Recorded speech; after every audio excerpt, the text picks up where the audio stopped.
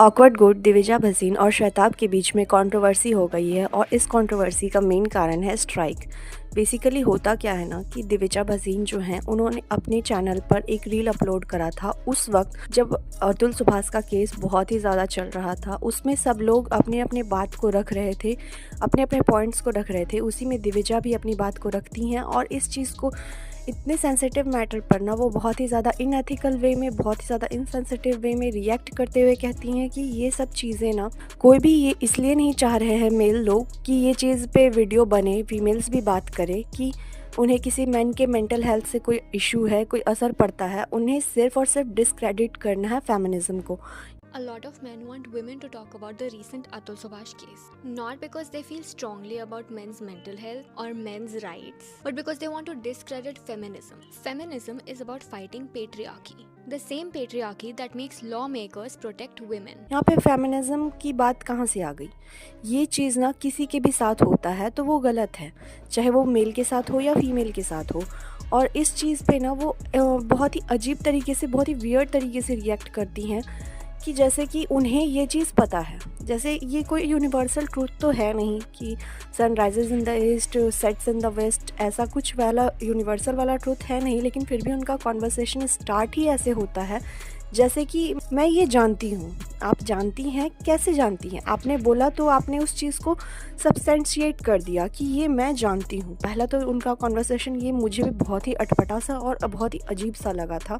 And by the way second चीज़ मैं ये कहना चाहूँगी कि डिस्क्रेडिट ना हम लोगों के, यानी कि इस मैटर पर ना फीमेल्स के बात करने से ना फेमिनिज्म डिस्क्रेडिट नहीं होता। फेमिनिज्म को डिस्क्रेडिट करते हैं निकिता सिंघानिया जैसे लोग और दिविजा जैसे लोग, जो कि टॉक्सिक फेमिनिज्म का झंडा लेकर हाथ में घूमते हैं और इस चीज़ को कहते हैं कि अगर हम इस चीज़ पे बात करेंगे, इस तरह की चीज़ पे बात करेंगे तो फेमिनिज्म डिस्क्रेडिट हो जाएगा। नहीं, फेमिनिज्म आप लोग ही डिस्क्रेडिट कर देते हो। आप लोग जब भी मुंह खोलते हो ना तो ऐसी कुछ उटपटांग सी चीज़ बोलते हो। इस चीज़ को ना बहुत ही ज़्यादा पैट्रियार्की, फेमिनिज्म की तरफ जोड़ने की कोई ज़रूरत नहीं है। किसी के साथ कुछ गलत हुआ है तो वो बस हुआ है, वो गलत है, उसे जेंडर से जोड़ने की भी कोई ज़रूरत नहीं है। इसी चीज़ को ना जब रिवर्स करके देखा जाए, जब आरजीकर मेडिकल कॉलेज का जो केस आया था उसमें अगर कोई भी मेल बात नहीं करना चाहता या फिर इस तरीके से इनसेंसिटिव वे में उस बात पे रिएक्ट कर रहा था, हाँ एक ने किया था, लोगों ने इंटरनेट पे उसके ना जो मट्टी पलीत करी थी ना वो तो देखने लायक थी। तो सब लोग सेंसिटिव वे में रिएक्ट कर रहे थे। तो जिस तरह फीमेल्स चाह रही थी कि उस केस में सब लोग मेल भी अच्छे से रिएक्ट करें, इस बात को मुद्दा बनाएं, उठाएं, उसी तरह से मेल भी चाहते हैं कि अतुल सुभाष के साथ जो हुआ है वो गलत हुआ है। और फर्स्ट थिंग कि मैं ये कहना चाहूँगी ना कि जो केसेस आते हैं, जो गलत होता है, वहाँ पर ऐसा ज़रूरी नहीं है कि जेंडर वाइज हो कि ये मेल है तो ये कल्प्रिट ही होगा और ये फीमेल है तो ये विक्टिम ही होगी। कोई भी विक्टिम हो सकता है, कोई भी कल्प्रिट हो सकता है। हम लोगों को बाइस्ड होकर बात नहीं करने की ज़रूरत है। सॉरी, मैं अपना पॉइंट्स रखने लगी इस बात पर, लेकिन इसी तरह के कुछ पॉइंट श्वेताब ने भी रखे थे अपने वीडियो में और इसी तरह की बात का बुरा लग गया दिविजा को और उन्होंने उन पे स्ट्राइक मार दिया। यहाँ पे दीदी ने फाइनली भैया हम पे कॉपीराइट स्ट्राइक मारी है मेरे इस वीडियो पे। हमने तुम्हारे 20 सेकंड की क्लिप ली, उसके बारे में मैंने 14 मिनट से 15 मिनट से लेकर 10 मिनट बात करी। यूट्यूब ने जब भैया वीडियो रिव्यू किया इनका या इनकी कॉपीराइट स्ट्राइक रिव्यू करी तो उन्होंने खुद ही देखा कि एक्चुअल में जहां ये डाल रही है ये क्लेम इनका झूठा है। जब यूट्यूब ने देखा तो उसने देखा भैया यहाँ पे फेयर यूज हुआ है। हालांकि वो स्ट्राइक लगा नहीं क्योंकि वो कम्युनिटी गाइडलाइन के अंडर फेयर यूज हुआ था, इसलिए वो फॉल्स स्ट्राइक हो गया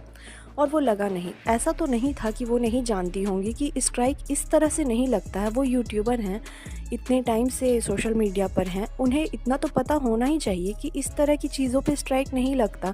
स्ट्राइक लगने के लिए ना पूरे के पूरे वीडियो या आधे वीडियो को भी किसी और के बनाए हुए मेहनत को अपना नाम देना, उस पर स्ट्राइक लगता है, ना कि कुछ सेकंड के क्लिप के यूज़ करने को स्ट्राइक कह दिया जाएगा।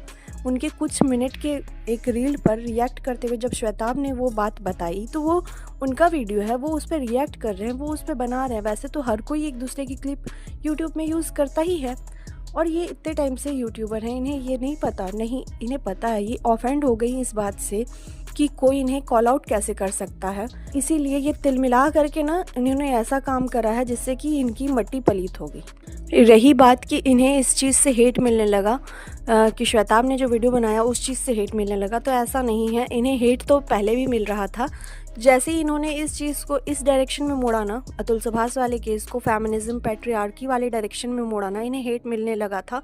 इनके उस वीडियो पे ना व्यूज़ बहुत ज़्यादा आए थे, इसीलिए इन्होंने वो वीडियो हटाया नहीं और उसका सिर्फ कमेंट ऑफ कर दिया था। श्वेताब ने जब बनाया तो मे बी हेट थोड़े ज़्यादा पड़ने लगे होंगे, उससे ज़्यादा तो और कुछ नहीं हुआ होगा।